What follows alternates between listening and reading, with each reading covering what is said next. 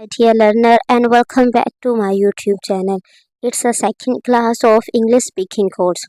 So today in this class I am going to differentiate between the difference between state of being plus past simple. मैंने अपने last video में आपको बताया था कि state of being और present indefinite में क्या डिफरेंस है।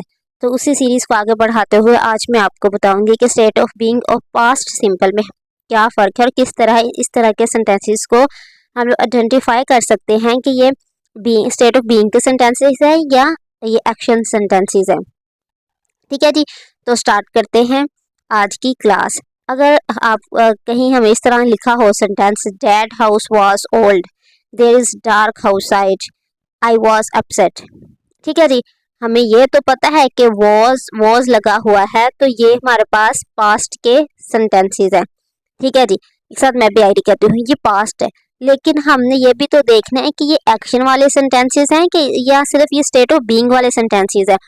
आपको मैं पहले ही बता चुकी हूँ कि स्टेट ऑफ जो बीइंग होता है उसमें हम लोग क्या करते हैं, उसमें हम बताते हैं किसी की स्टेट को, हालत को बताते हैं। बीइंग का मतलब होता है होना, हालत को बताते हैं। जबकि एक्शन में हम लोग क्या करते हैं, कोई काम करते हैं। ठीक है जी, अब ये देखें, पहले आप लोग ये डिफरेंस मुझे बताएं कि ये स्टेट ऑफ बीइंग है कि ये कोई एक्शन है। देयर वहाँ देयर वाज अ हाउस, ये वाज आएगा, देयर वाज अ हाउस, ये थोड़ा सा गलत हो गया, नहीं, that house was old. Okay okay, that house was old.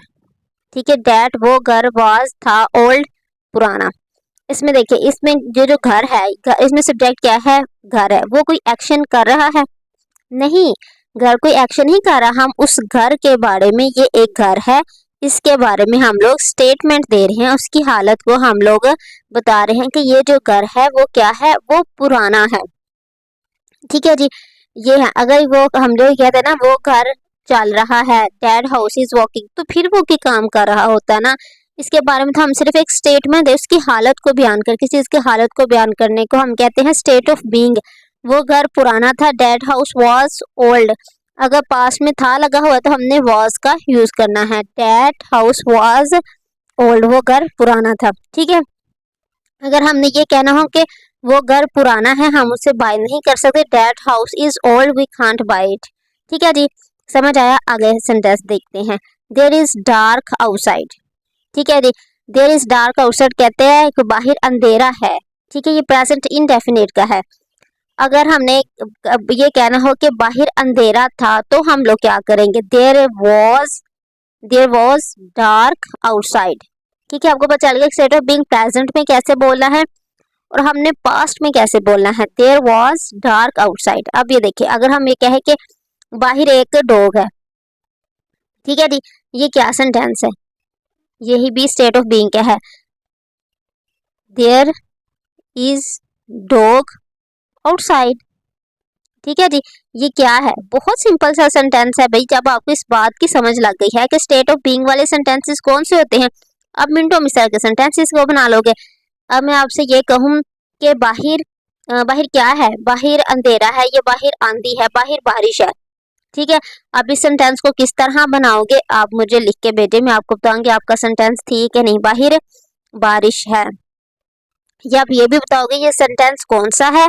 ठीक है जी, नहीं, बाहर बारिश थी। अब मैं पास में बता रही हूँ स्टेट ऑफ बीइंग, तो आप कहेंगे बाहर बारिश थी। ये आपने मुझे इसकी ट्रांसलेट करके बताना है इसको, ये कौन सा हमारे पास सेंटेंस है। ठीक है, अगर हम नहीं कहना बाहर बारिश है तो बाहर बारिश थी, आप ये दोनों हमें बताना है कि ये कौन से सेंटेंस है। अच्छा, ये तो आपके टेस्ट के लिए मैंने आपको बता दिया, ताकि मैं जान सकूं कि आपने पिछली वीडियो में क्या सीखा और अब वाली वीडियो में आपने क्या सीखा है, ताकि मैं आपको प्रैक्टिस के लिए आगे सेंटेंसेस भी देना शुरू करूं।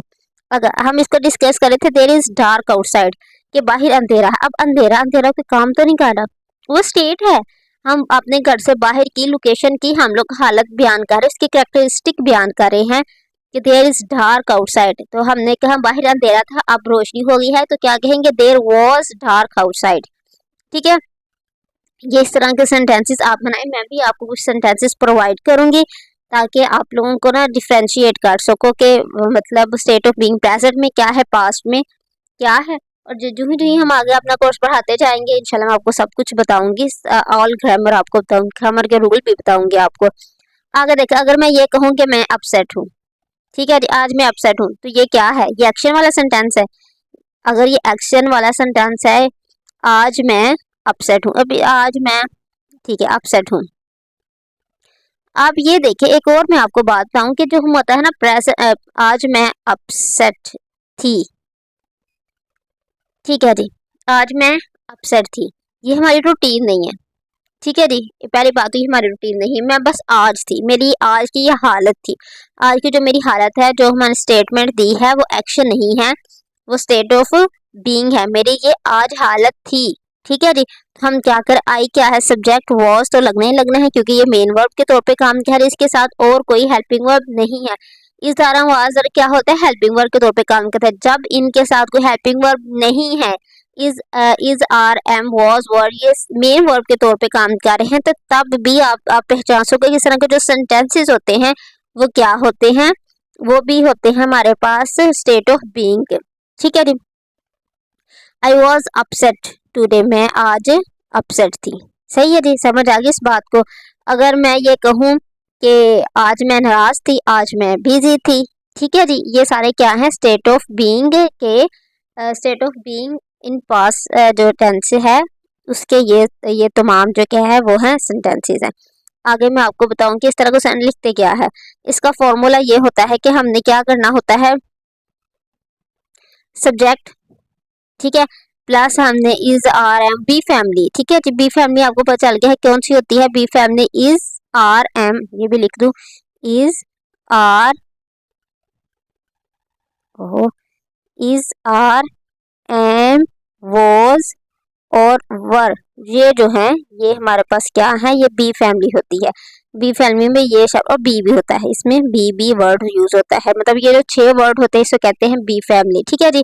आप ये भी एक अपनी नॉलेज के लिए इन वर्ड्स को याद कर लें, मैं बहुत दफा यूज करूंगी कि सब्जेक्ट के बाद आप बी फैमिली लगाएं, ठीक है, और उसके बाद ऑब्जेक्ट आ जाएगा हमारा, ठीक है। ये इसका फॉर्मूला होता है, बहुत सिंपल से ये जो होते हैं ये सेंटेंसेस होते हैं हमारे पास। अच्छा जी, अब आपको मैं और बताया था कि सेटोमिक हालत को बताते हैं, किसी कैरेक्टरिस्टिक को बताते हैं, ठीक है जी। ये फॉर्मूला मैंने आपको कल भी समझाया था, आज इस पे हम लोग पास्ट के बारे में हम लोग वर्क करते हैं। अगर हम ये कहें कि वो गर्ल जो थी ना वो प्यारी थी, वो गर्ल की वो मोटी है, अगर हम ये कहें वो मोटी थी, ठीक है, वो लड़की पहले बहुत काबिल थी, बहुत जीनियस थी, अब वो जीनियस नहीं है, वो लड़की बहुत बतूनी थी, या पता नहीं क्या हो गया है, वो बातें ही नहीं करती, ठीक है। तो ये क्या है, ये उसकी स्टेट ऑफ बीइंग, हम उसकी हालत के बारे में बात कर रहे हैं, उसकी कैरेक्टरिस्टिक के बारे में बात कर रहे हैं, ठीक है जी। तो अगर हम तो इस तरह के जो सेंटेंसेस हैं हमने अब क्या करें इंग्लिश में ना, तो क्या कहेंगे, दैट गर्ल वाज ब्यूटीफुल, थी ना, ठीक है, that girl was fat, that girl was talented, that girl was talkative, ठीक है जी। अब देखें कि वाज वर्ड के बाद हमारा जो कैरेक्टरिस्टिक है हम उसकी वो लिख रहे हैं, समझ आ गया।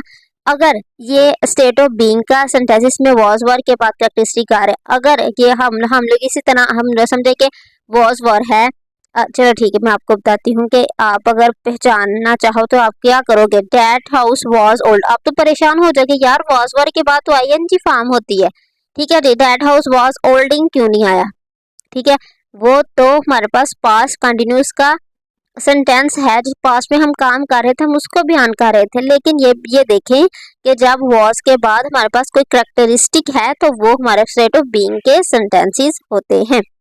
अब समझ आया कि वॉज के साथ आईएनजी क्यों आता है और वॉज के साथ कोई कैरेक्टरिस्टिक आ रहा है तो वो कौन से हमारे पास टेंसेस हैं। आई होप कि आज की क्लास आपके लिए बहुत बेनिफिशियल रही होगी, तो इसके लिए please like and subscribe my channel and share my videos with your friend. Thank you for watching.